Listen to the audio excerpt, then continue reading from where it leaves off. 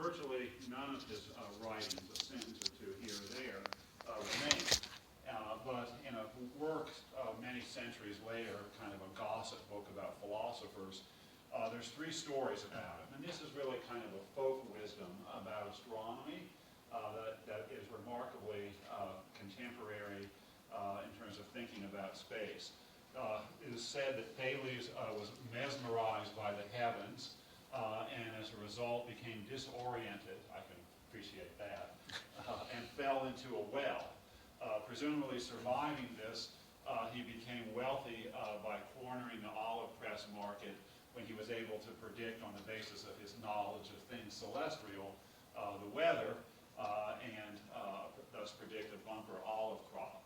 And so I want to generalize from this Thales story to what I refer to as Thalesian disorientations. And this is when humans see and interact with objects and places that are greatly different from the lived world of human bodies. And when we have Thalesian disorientations, we answer these questions incorrectly. Where are we? Where is what? What are we actually doing? Disoriented, we are unable to answer these questions. And to correct these Thalesian disorientations, we need what I refer to as geography therapy. And geography therapy corrects very basic errors about space and place. Now, the errors that we're going to correct here are hiding in plain sight. I'm not going to tell you any new facts. If you followed space at all, there's no new facts that I have here. But these facts, I want to suggest, are unknown knowns. That is to say, we know these facts, but they become effectively unknown because of the way in which they are framed and situated. And once we have our Thalesian disorientations corrected, we have a new answer to the basic policy questions of what we want to do when we're properly grounded and oriented. There's only 7 slides here tonight, so I'll give you a preview of how short this is going to be. We want to talk here about the space age in general. I need to sort of do some framing, but bring everyone up to speed in general in terms of what has happened. And we have in this upper left-hand figure what I think is a sort of overall trajectory with regard to space. I have my pointer here. That for 25 years, between 1942, when the first heavy rocket was built, the V-2 rocket, Nazi Germany, and 1969, when the first humans stepped onto the moon, we had this very rapid development of space technology. And that seems at the time to be even more an upward trajectory because it's really building on a previous half century of advance in aeronautics. First heavier than air flight is in the year 1900, and by 1969, people step on the moon. And so there was this widespread expectation, this anticipation that we were going to continue at that sort of pace. And Tom reminded me of this the other night. The movie 2001, The Space Odyssey, I assume many of you have seen it. 2001, that's like 12 years ago, right? And in this movie, we have a giant space station, and we have regular tourist flights to the space station, and then bases on the moon. And that was the widespread assumption during this period. But there has been a leveling off, okay? We have continued to do things, but at a much, much slower pace. All right, you don't have moon bases. The American Space Shuttle program turned out to be very much not what it was anticipated in terms of its capabilities, had to actually be phased out. And so we have this widening gap between that which could be done and that which has been done. And so turning to this next image here is a list of the sort of things that might be done in space, at least part of it. We have rockets and satellites and space stations, which we've done. Then an EOS here means in near Earth orbital space is the language here, and SOS is solar orbital space. We have solar power satellites, geoengineering, asteroidal manipulation, asteroidal colonization, Mars colonization. And of these different issues, the solar power satellites and geoengineering are, in the view of many, poised for coming onto the policy arena very readily, because they are seen as potential solution sets, mega engineering projects to deal with the problem of global warming. Solar power satellites would build giant arrays in orbit that then we would beam energy down to the surface of the planet. And geoengineering refers to various schemes to alter the reflexivity of the Earth, to, in a sense, make sunshades to compensate for the increased warming. And so these are being talked about seriously by various space advocates. And then we have asteroidal manipulation as well, and I'm going to talk a great deal about that in a few minutes. So in terms of what has actually happened, it's not nearly as much as what could happen, but here's the list of the common ways of breaking things down. And our focus in the rest of the talk is going to be here. So I want to sort of put into context of the larger set of activities of what we're going to focus on. And to start with science. Science has been spectacularly successful. We have revolutionary new understandings of the cosmos generally, and surprisingly, at least in terms of the expectations about space, we have the discovery of Earth, or the rediscovery of Earth. By understanding the Earth in its cosmic setting, an entirely new understanding of this planet has emerged over the period of the space age. And the bottom lines are in this drop box here, 4 different features of this new understanding of the Earth. And this new understanding of the Earth is, in a sense, the foundation for the approach that I'm going to be taking in the rest of the talk. This is the new Earth that is the result of the space age that, in effect, has produced the surprising result of the space age that we are now in the Earth age, or at least a new Earth age. First, the Earth has been dwarfed and displaced from its previous central role in various types of cosmology. We also understand that it is isolated, particularly with regard to the question of life on other worlds.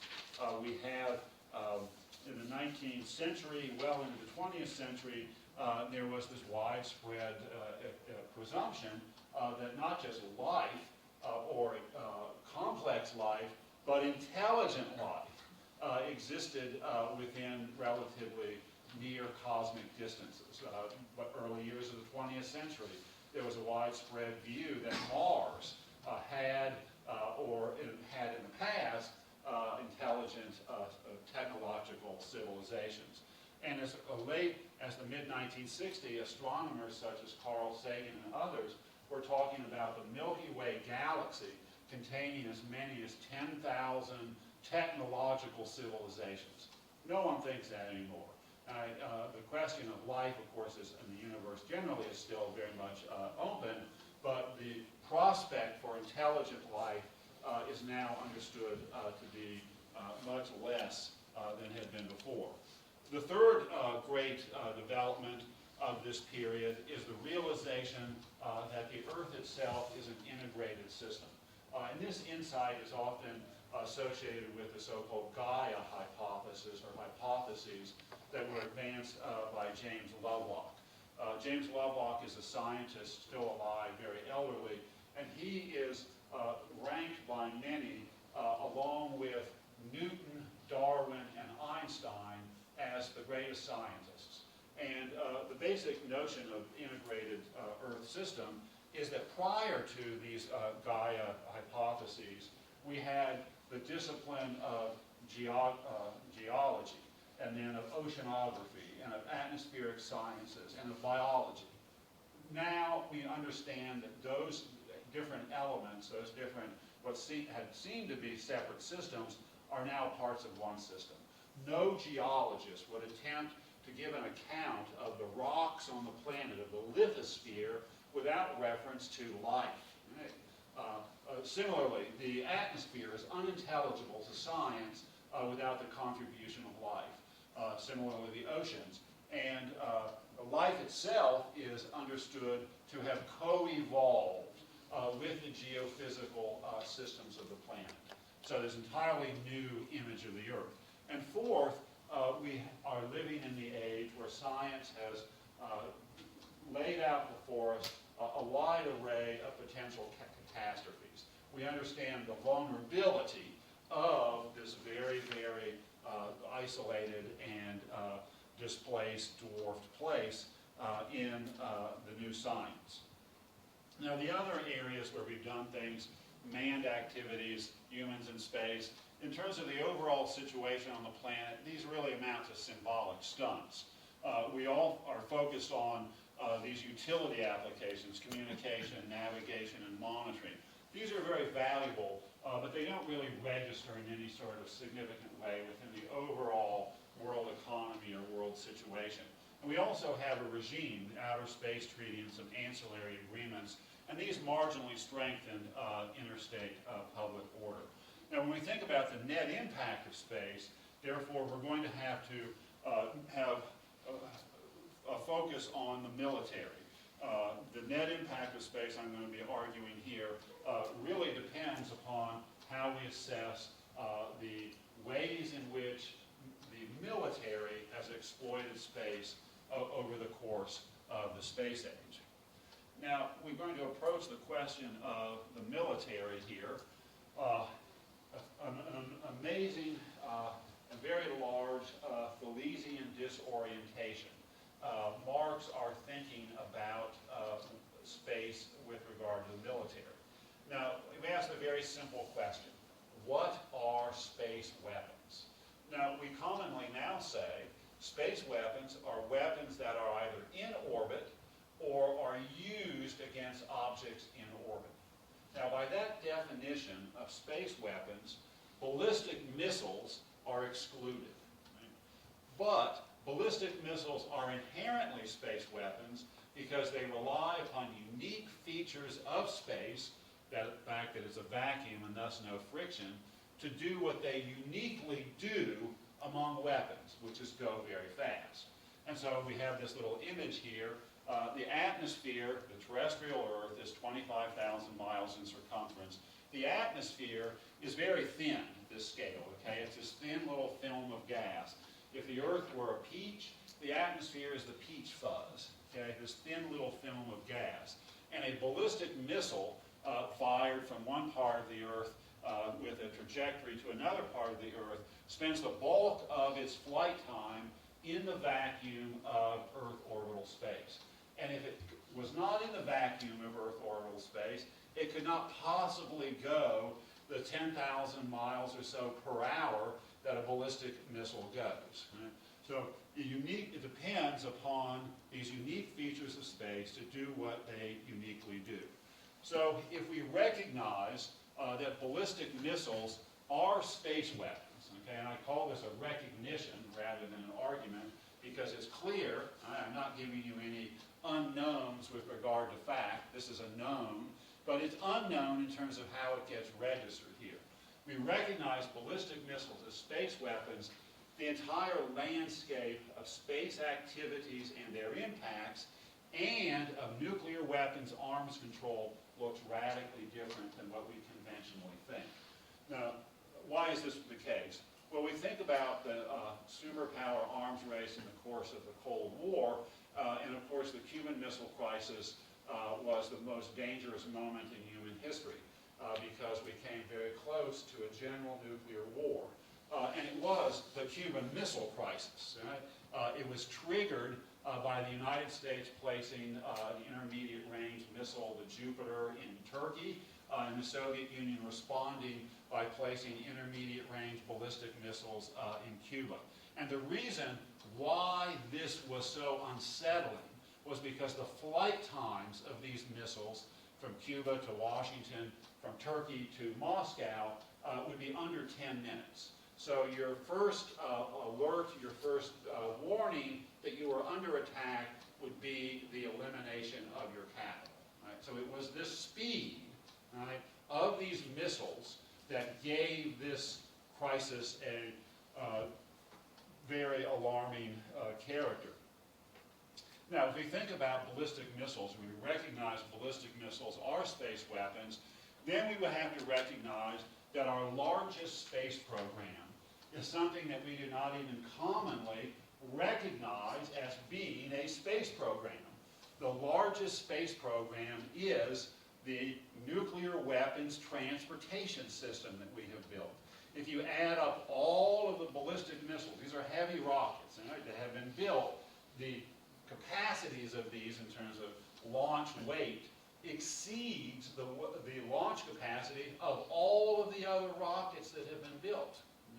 So we have this giant nuclear weapons space transportation system. That's our major space program that we don't even think of as a space program.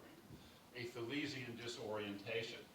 Now, if we recognize ballistic missiles are space weapons, then most of what we call nuclear weapons arms control we see is actually ballistic missile space weapons arms control.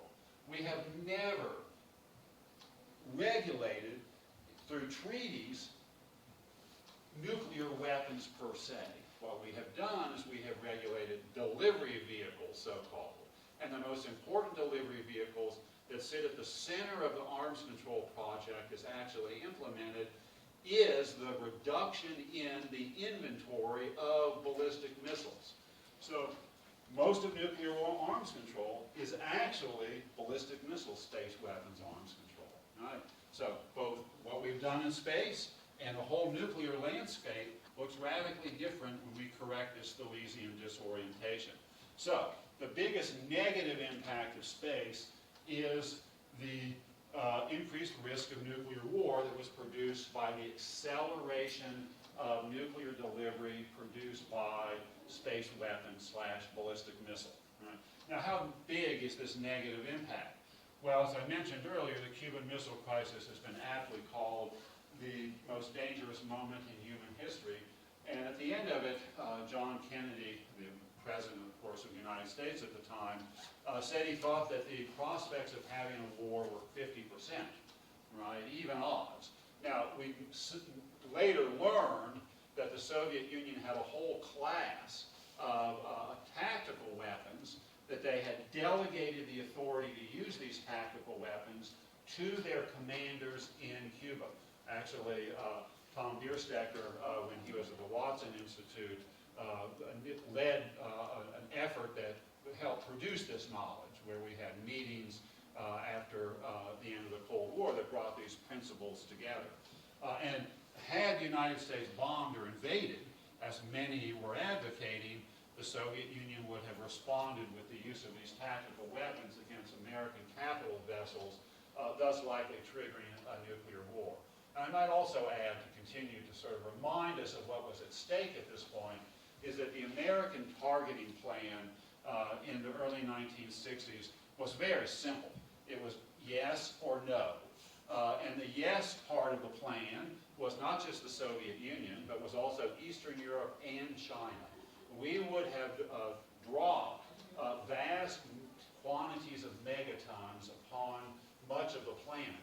And we did not know then, but we learned later in the 1970s and 80s, that the detonation of that magnitude of nuclear explosive force might well have produced not just hundreds of millions and billions of immediate casualties, but so wrecked the planetary life support system that higher forms of life on the planet might have been rendered extinct. Right? So this was indeed the most dangerous moment. Now, if we take that conclusion, then we would also say that the biggest impact, the positive impact space program is the arms control project, right, which we don't even think of that as a space project. So we have a radically different landscape here if we correct this Thalesian disorientations. Now I want to think more generally about the space and the Earth, and we start up here in the upper corner. This is where we're going to do the planetary geopolitics. Right? We started with this weapons argument. generalize here to think about planetary geography and its relationship to politics, or planetary geopolitics. Now, in this upper left-hand figure, I've attempted to visually represent the great expansion of our understanding of the size of the cosmos. In terms of the magnitude of what it has discovered, modern astronomy has absolutely no rival. Right? The size of the universe has expanded over the last 5 centuries in an extraordinary way. 5 centuries ago, science knew the existence of 10 or so, less than 10, other worlds. Now, the total number of other worlds known to exist to science is in the trillions of trillions. Now, we can say these numbers, but it's completely unfathomable to our puny little minds what trillions and trillions of other worlds is. This utterly stupendous expansion of the cosmos.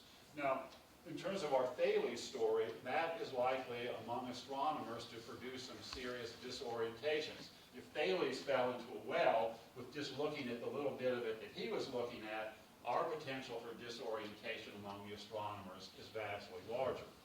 Now, as a result of our focus on this great cosmic spectacle that our science has brought into our understanding, we have tended to forget and overlook the much closer features of outer space. If you would, of the outer edge of our infinitesimally small dust mote of a planet. I'm going to focus back down on that. And what we do when we make that narrowing of our focus back to where we are is to see that there is a place, that the planet Earth is a place that actually has, and the space part of it, has very distinctive features. The most important of which is captured in this figure up here on the upper right-hand corner, the so-called gravity well. Now, the term gravity well is used to capture this key fact about gravity, which is that every object in the universe has gravitational attraction to every other object. But the attraction of gravity falls off in a non-linear relationship to distance. And what this means in terms of going into space and doing things there, you're basically attempting to overcome gravitational attraction. Or gravity's pulling you back, you have to overcome gravity by expending energy. Now, in terms of this, the image of this gravity well is attempting to capture this fact about the non-linear relationship of gravitational attraction, non-linear to distance. And in the case of the Earth to the Moon, when you have gone 10% of the distance to the Moon in miles or kilometers, you have gone 90% of the distance in terms of energy that has to be expended. So you crawl up this very arduous initial gravity well to a point then where there's this much larger, almost like a plane, a very finely sloped plane for the other 90% of the way, requiring much less energy to traverse that plane. And so almost everything that humans have done in space is within this gravity well. And we commonly talk about the lip of the gravity well as being 22,500 miles above the Earth's surface, which is to say roughly as far up as the Earth is in circumference. In that domain is where virtually everything that we've done has occurred. That's a tenth of the distance to the Moon. Now, within this gravity well, we have another distinctive, and we're all aware of this, I think, feature of orbiting objects and activities, which is that they do not stay above the same place on the Earth's surface. We have in this image, there's many different, of course, satellites and systems of satellites, but each of these dots here would be a satellite. And of course, all of these are in motion. I'm sure we could get some great graphics. We would basically have moving lights, okay? And they're moving very rapidly, okay? To stay in Earth orbit, to stay within that well there and not fall back to Earth, you have to be going 17,500 miles an hour. 17,500 miles an hour. That's like 30 34 times faster than a commercial airliner. Okay, and when people talk about difficulty of going into space, it's the speed, right? You look at these rockets and the space shuttle and so forth, it's all fuel, right? Why? Because you have to accelerate to these speeds. It's not that it's far away, it's that if you don't go that fast, you fall back down. So that means that these objects that are traversing the Earth in these orbital paths travel around the Earth in 90 minutes, okay? 90 minutes it takes for these objects to travel around the Earth at this velocity. So we have this webbing effect, and to sort of put it all together here in terms of Earth orbital space, we have a Thalesian disorientation, and we have misapprehended the implications of this. And I want to sort of just do the geography and then do the political implications of this here. To start with, we have to realize or think about Earth orbital space as being part of the Earth. Right? We have this notion that once we've gone beyond the atmosphere, we've left the planet Earth. That's very inaccurate. What we have done is we have left the terrestrial part of the planet Earth, and we've gone into the orbital space part of the planet Earth. And it's appropriate to think about this Earth orbital space as part of the planet because of the enormous domination that the gravity from the Earth has in shaping anything that goes on there. So we should think about Earth orbital space as the attic of Earth. Okay? It's unlike the atmosphere and the ocean and so forth, and it is very similar to the vast ocean of the cosmos beyond, but it is still part of this planet. Second, and this is something that is a remarkably basic point that never quite gets registered. The Earth orbital space, EOS here, is actually small. Now that's very counterintuitive, right? Outer space, cosmically vast, and so forth. But EOS is actually small. Why is that the case? I've laid out part of the reason. It is small because the effective distances are actually small. Okay? That is to say, when we go into EOS, in terms of cubic miles, this is a very large area. Okay? But the velocities that we are traveling have increased proportionally even larger, even more. And that means that effective distances in Earth orbital space are very, very small. And this, another way of saying this is that the shortest distance in time, okay, effective distance, how long does it take to get there, between any 2 points on the Earth's surface is through Earth orbital space, because the velocities can be so much faster. So objects that are in space, vast cubic miles, actually we should think of them as being very small in terms of effective distance. Third, Earth orbital space is integral, and that is to say that it's very difficult to split up. If we were to imagine the sovereignty of states over the air, which was established in 1919 and 1944, the Law of the Air Conferences, the direct vertical extension of territorial sovereign space. If we were to extend that out, it would be impossible for any object to go into orbit without traveling very quickly through the territorial space of any other state. And so chopping it up, partitioning it, is something that is very difficult to do and to still actually use it. So I use this language of integrals. Earth orbital space is integral. It's one. Fourth, it is proximate to all terrestrial surfaces. Space is very different from here, but it's very near here. It's like 100 miles up. Okay? Paris is more than 100 miles away. Rome is more than 100 miles away. Okay? Space is closer than those places are to us. It's proximate to every place on the terrestrial surface. And fifth, it is, of course, ascendant. That is to say that it's over, it is above all points on the terrestrial surface. And also, it is very alien. We're traveling at high velocities, but we are weightless. Right? We still have mass, but no weight. The temperatures range from 300 degrees below Celsius in the shade to nearly 300 degrees above Celsius in the sun side. So in one object, there's going to be a 600 degree Celsius variation. It's washed by radiations that are lethal to life.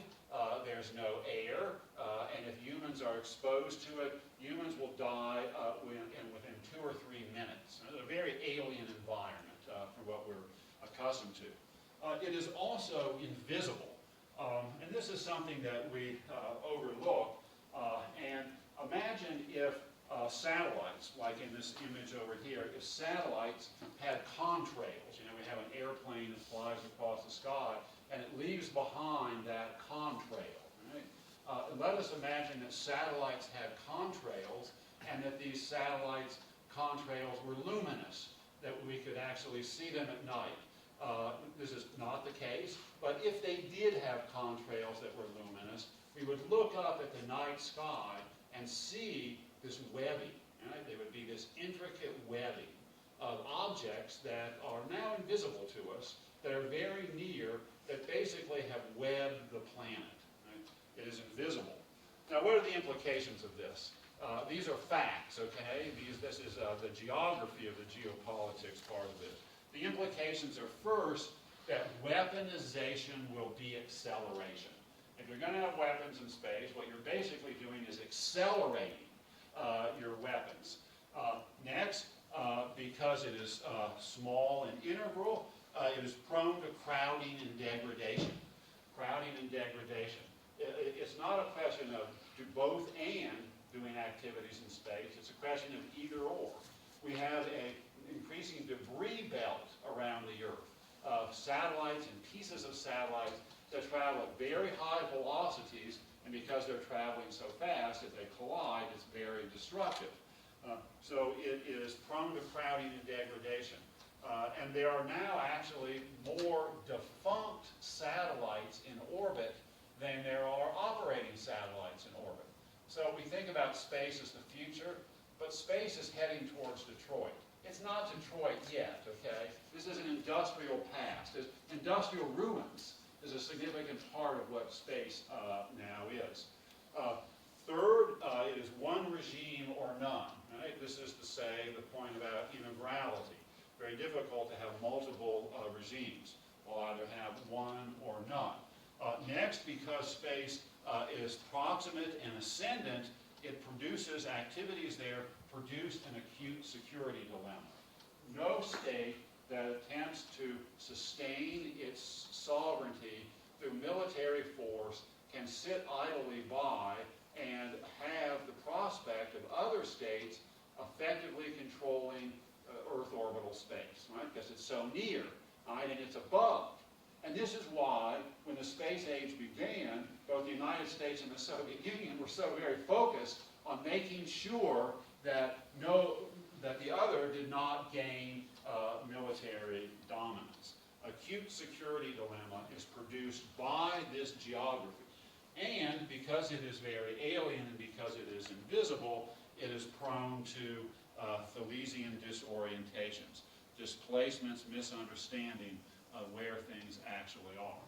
Now, what I want to do next is hone in on the military agenda and the military activities today. So on the left side is the military program, and on the right side is the logic of arms control. Now, we refer to this paradigm or program as the von Braun program, which is not the conventional use of the von Braun paradigm. This is actually a language that's used in the space literature.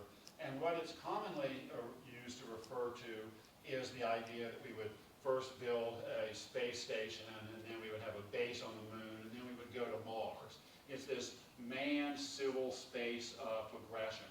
But that is something that, again, is an important kind of Thalesian disorientation or sort of propagandistic misunderstanding, because the interesting thing about this guy, Wernher von Braun, is that he was, of course, instrumental in the development of the first heavy rocket, the V-2 rocket, in the Third Reich. And then after he came to the United States, he played an important role in the development of the American intercontinental ballistic missile program. And he also, during the 1950s, was a major advocate. He went around and peddled this idea that the United States could achieve global hegemony by putting nuclear weapons on space stations. And of course, the delivery time of a nuclear weapon from a space station would be several minutes, under 10 minutes. And of course, that would, if it had been uncontested, would have produced global hegemony. I might also note that space is a topic that the space scientists, it's very unlike the nuclear scientist. I came, before coming to Geneva, I was in Copenhagen at this event for Niels Bohr, who was a nuclear physicist, Nobel Prize winner, and he, among like the other nuclear physicists who were involved in the development of the bomb, think of Robert Oppenheimer and many others, they felt a tremendous sense of responsibility, okay, that they had produced this new capability and that its implications for humanity were so ominous. And they spent much of the rest of their careers as public interest scientists, attempting to prod the nuclear powers into arms control and alerting the public to the dangers of this. So there was this kind of guilty conscience among the nuclear scientists. When we turn to the space scientists, first of all, most of them are actually engineers and not scientists. But their attitude towards their work is radically different. There's no sense that they have done anything wrong. And their only regret is that we haven't done more in space. And Wernher von Braun is a remarkable example of this type of thing, because I mentioned the first heavy rocket that was developed during the Third Reich, and people, this is another one of these facts that never somehow gets registered, Hitler was very enamored of this technology, and as the Allies were starting to bomb Germany extensively, he put a lot of additional resources into this. And they built a giant production facility inside a mountain in central Germany. And they produced altogether something like 5,000 V-2 rockets. And this industrial facility was actually, the labor force was from a concentration camp. Right? They had prisoners of war and political prisoners working and dying under subhuman conditions, the Dora concentration camp.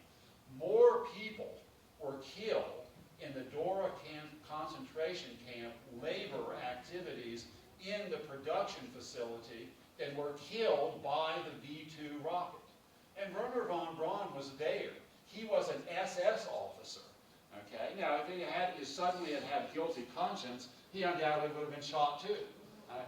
But when we think about the origins of space, we tend to forget that it was in this very horrific environment. Now, Wernher von Braun comes to the United States and he proselytizes for going into space, a very visible Walt Disney TV show. Then he plays this major role in developing the large rockets that were used in the Apollo program to go to the moon. He was Man of the Year. He was this national American celebrity. Right? There's no sense of bad stuff that space does, because space is good, and therefore if something bad is involved, then it's not space. You see, so his attitude towards the Nazi regime and all these things and the ballistic missile was, well, that's really not our department. And it's okay, really, because it's a step to this fundamental good of going into space. So there's this remarkable ethical cleansing, I call this, that we have with the space world. So we have this, we think about this as a stairwell to the heavens, a ladder going up, bombardment, force multiplying. What we mean by this is satellites for communication and navigation and so forth. The GPS system, that's a military system, that there's a civilian side user community. This is very extensive. This has been at the heart of the arms race. These force multiplying satellites are essentially the communications and navigation infrastructure for global nuclear war fighting. Right? Those two have been very established. But then, as we cross over from here on up, orbital space fighting that takes the extent of one side reaching command of space, and then the idea of global hegemony by building what I would call an Earth net, the capacity to intercept any object in near Earth orbit. That's the holy grail. That's the SDI vision. That's the notion that we can repeal the nuclear revolution.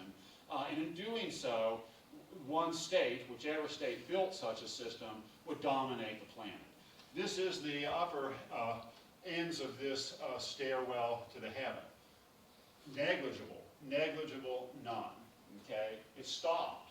We haven't gone further than this. Okay, and this is really where we are now. This is where we've been for decades, at this threshold of these utilities, and then of actually making anti-satellite weapons. Now, let's look at the logic of arms control. Space weapons, ballistic missiles, the reason that they are focused on by arms controllers is because they're too fast. Right? It's this acceleration that occurs. And because it's so fast, you can't keep it in control.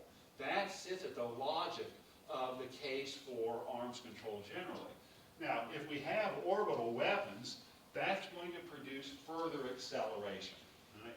Further acceleration will be produced. And if we were to pursue these larger global hegemony EarthNet notions, it's anticipated that we would have beam weapons, various lasers or particle beams that would be placed on satellites in orbit, and that would be even faster. Okay, the closing times would no longer be, in minutes. They would be at the speed of light, effectively instantaneous. Okay, so further acceleration would occur. And to put this in the broader pattern of the arms race, nuclear weapons produce MAD, mutually assured destruction. One of the things about this business is that there seems to be this ironic acronym impulse that we have, MAD, and then we have NUTS, and that stands for Nuclear Utilization Targeting Strategies. And that's to say that once we have all these ballistic missiles that can do all these things very quickly, you have to come up with strategies. And I suggest that if we go further into this orbital dimension, that we will have to have automatic weapons. Humans will not be fast enough to stay in the loop. You're going to have ballistic missile defense in orbital space. You're not going to be able to have the president or the national command authorities in the loop. It's going to have to be automatic. And I refer to this as destruction and trusted automatic devices, or a dead strategy. Now, the solution is very clear. It's simple, which is we limit or ban ballistic missiles. This is very, very easy to verify. Very, very difficult to hide the launch of a heavy rocket. All this energy occurring, an immense infrared signature. Now this poses the problem of the dual use. What is the difference between a ballistic missile and a rocket that's intended to put an object into orbit for peaceful purposes? Essentially, it's the trajectory of the payload. Okay? The first ICBMs were used by the civilian space program. When Yuri Gagarin and John Glenn and so forth went into space, the rockets that carried them there were ICBMs with a different payload, and then instead of a hydrogen bomb, and a different trajectory. Now, that means that we would continue having civilian activities, and we would have the verification centered on launch ports, which are in classical arms control or geopolitics term, a choke point for this type of thing. We are coming to the end here. Now, one of the interesting things about space is that we've not only had an arms control project to not do things with space, but we've also had an alternative, what I refer to as the whole Earth security program. Not just to stop doing things, but to do other things instead. A positive program for the use of space. And so, similarly, we have a kind of stairwell to the heaven, starting with strategic arms control, the use of these information satellites for the verification of arms control, various forms of self-restraint, and this is why we haven't had weapons testing. It's technologically very easy to do, but both sides across the decades have exhibited considerable self-restraint. And I might note that one of the reasons why this self-restraint with regard to ASAT testing has taken place is because back in the early 1960s, when we started doing this, we discovered that, gee, there are all of these side effects. One of the first ASAT tests was, well, we want to shoot down a satellite, well, we'll lob up an atomic weapon and detonate it, okay? Well, that's when we discovered electromagnetic pulse. We fired a nuclear weapon on a rocket from a remote atoll in the Central Pacific, and it detonated in Earth orbital space, and all the electrical systems in Hawaii went down, okay? Electromagnetic pulse is basically a bolt of lightning in a spherical shape that goes out from a nuclear explosion in space, renders destroyed all of your infrastructure. The detonation of one nuclear weapon in orbit would destroy all of the hardware that we've got in space, as well as do serious damage to all of these gizmos that we so depend upon. And ASAT tests create debris. Right? If you have a more discriminating weapons test, where you actually collide with your targeting satellite, at these high velocities, everything gets destroyed, speed kills, what do you get produced? A cloud of debris, which then degrades the continued use of this environment. So remarkably, it's this smallness and potential for degradation that the superpowers understood, and is part of why there's been self-restraint. Then we are going to have a space traffic control regime analogous to what we have with air. We fly hundreds of airplanes across oceans on a routine basis. We got to have something comparable to that. At the top of this list is infrastructure collaboration. That is to say that we do things in space together, large-scale infrastructure cooperative measures. And I want to unpack that here, this figure here. This is something that, in terms of the history of the Cold War relationship and of the nuclear and space stories, remarkably ignored. We go back to the early 1960s, where the United States and the Soviet Union were locked in this space arms race, ballistic missile. When John Kennedy came into office, the Air Force's plan for the buy for the Minuteman ICBM was 10,000. They were going to build 10,000 ICBMs. And the Kennedy administration didn't want to do that. And so what did they do? One of the things, the most important thing, was the Apollo project. The Apollo project was the American, we're going to land a man on the moon and bring him back within the decade that Kennedy proclaimed. And the Apollo project was, of course, understood as an effort by the United States to show its technological superiority over the Soviet Union. But that isn't all that it was intended to be. We now know, there's been some really good work by John Logsdon, who has spent many years and has just recently gotten into the recently declassified archives from the Kennedy administration on this. And the Kennedy administration, at the highest levels, they saw the Apollo project not simply as a way to show prestige, but also to divert the competition from a military rivalry into a civil rivalry. Right? It was a grand strategy in the Cold War to divert competitive pressures from security military into civil. And you read various accounts of American grand strategy in the Cold War, you don't see Apollo mentioned in this way. Right?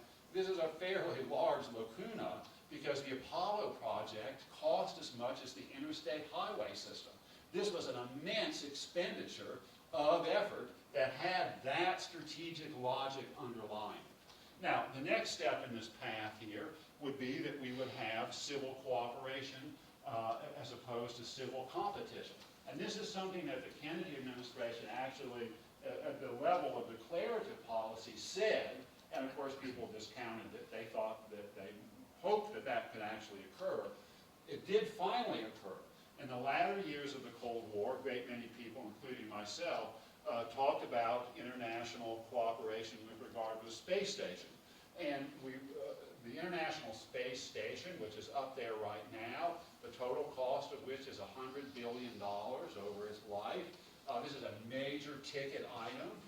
It is the effective convergence, the merging, the intermingling of the American and the Russian. This is a effectively joint American-Russian project. Right? And that's part of the settlements of the Cold War. And again, you read stuff about the end of the Cold War and the character of the settlement, doesn't get mentioned. But the logic of this is that space matters, space has prestige. If you get both sides together in this fashion, then you're building a working peace system, you're building an actual infrastructure that if relations start to deteriorate, having that joint venture puts a floor, makes it more costly to have deterioration of relations. And the final step in this movement here is asteroidal deflection. And that's going to take us to our final major slide. The asteroids, space rocks. Asteroidal bodies how are they different from planets? They're just much smaller. Right? The bulk of the so-called asteroids are in orbit between Mars and Jupiter, the largest of which has a surface area the size of Texas, unlike our moon, for comparison, which has a surface area the size of North America. Right? But it was discovered first later in the 19th century, less than a century ago, no, it would have been a bit more than a century ago, right at the turn of the century.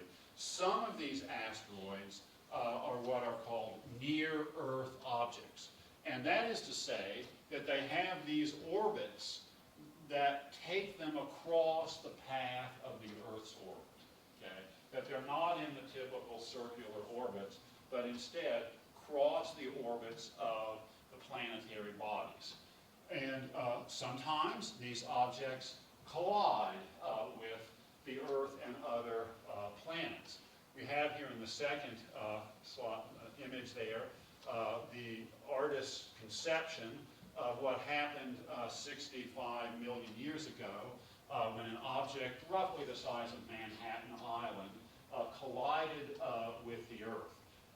And it struck, we now know, on the northern Yucatan Peninsula. It was 15 miles in diameter. It left a crater 150 miles in diameter.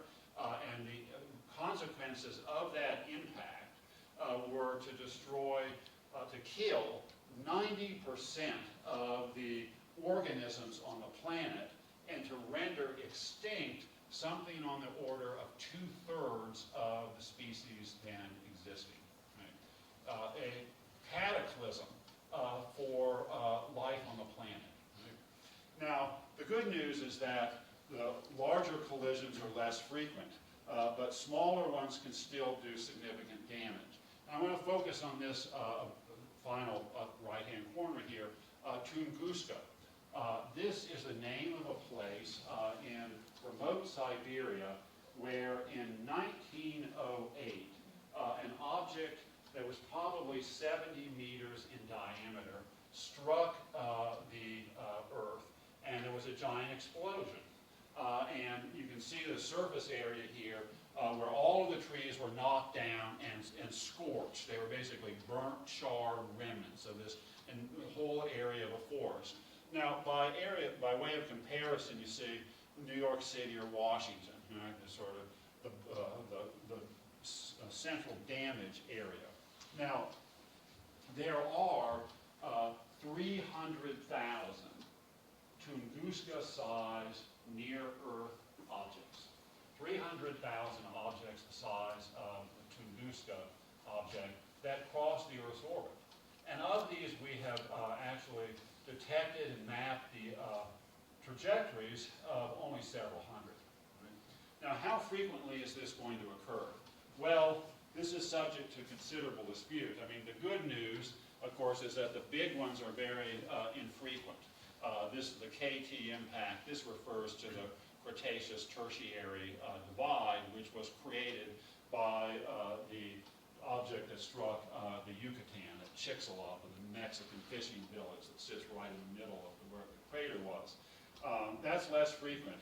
And in recent years, the astronomers, prodded by outside actors, a small NASA program has inventoried roughly 90% of the objects that would end civilization if they struck the Earth. Now, how frequent, what does this curve look like here? Well, the conventional wisdom had been that a Tunguska-sized object was going to strike roughly every 5 centuries. But an article that came out 2.5 weeks ago, or 3 weeks ago now, 3 weeks ago in Nature, that was based on elaborate recalculations that were significantly dependent on this Chelyabinsk event that occurred in February of this year, again over Russia. Russia is a very large country, so it seems to get hit, more frequently, I guess. And they conclude that we have been seriously underestimating the frequency, and that the frequency is probably an order of magnitude higher. So we're looking at, much more frequent likely collision. Now, what about this as an event? I've been doing a lot of what if. What if the satellites had contrails and so forth? What if this Tunguska object in 1908, striking in remote Siberia, scientists did not actually go to this site until 1922. It was not actually understood or agreed by scientists what had caused this explosion until well into the second half of the 20th century. Now, that object, if it had been traveling a little bit slower, a couple minutes slower, would have struck somewhere in Western Europe with similar, catastrophic consequences in the area where it struck. Had it been a few minutes slower than that, it would have struck somewhere in the North Atlantic Basin, where it would have created a tsunami around the edge of the entire North Atlantic Basin of between 6 and 10 feet.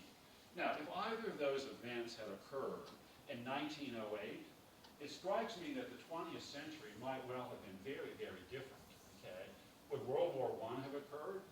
Who can ultimately say, but it's plausible to imagine that had an area that size suddenly been obliterated in Western Europe in 1908, that the leaders of the nations of the world would have said to the scientists, figure out why this happened and make sure it never happens again. Right? And that we would have probably then developed both nuclear weapons and rockets in the context of the effort to prevent Tunguska II. What if? Right? The difference a couple of minutes makes. Okay?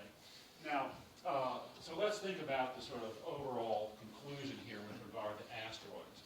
It's not a question of whether, but it's a question of how soon. Right? When, not whether. This is going to happen. Okay? The object that struck Chelyabinsk this last February released 500 kilotons equivalent nuclear energy equivalent. The object that struck Tunguska was 30 megatons, 60 times more powerful. Okay? To sort of put this into perspective. Now, the second point here is the odd scientific neglect of this problem and of the asteroids more generally. I'm gathering this data, which of course is always a difficult thing as to how to classify things, but the preliminary numbers look something like this. Space science, 98 to 99% of space science has been spent on something other than asteroidal studies. It's little crumbs. Right? The scientists have not been interested in studying the asteroids. Right?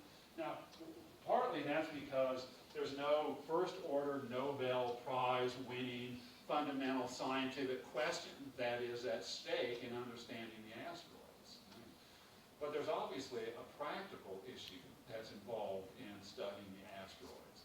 And so I wonder here if when the Tunguska II occurs, and there's a post-mortem, and people say, well, gee, what were you scientists doing? We've been giving you billions of dollars to study. And then, of course, what have they been doing? They've been mesmerized by the deep space. They're studying the Big Bang, okay? They want to know the cosmic structure. Right? And they overlook the Thalesian-type disorientation have this tiny potential for minuscule little explosions of this sort that just happen to be where we live, okay? A little bang is for us a big bang. And if we have a Tunguska 2, surely the post-mortem will end up saying Thalesian disorientations again. Now, third point is that a collision or a projection of a collision is going to be a triggering event. Emphasize the junctural character of space and space events, Sputnik, transform, the superpower relation, and so forth. SDI, similarly. It's just a matter of time until we have a collision or the projection of a collision that's going to put this issue on the agenda of the state system in a serious way. Right? Just a question of time. When will that be?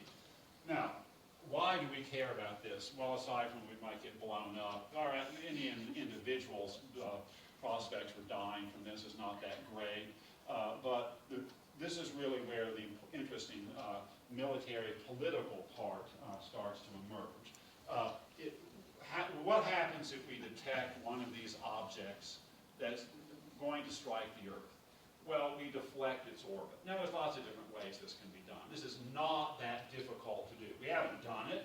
No doubt there'll be little problems that will emerge. We could use nuclear weapons. We could use much less brute forces. But it's not seriously beyond our ability to do that. Okay? The deflection technology, however, when it is developed, when it is done, is equivalent to bombardment capability.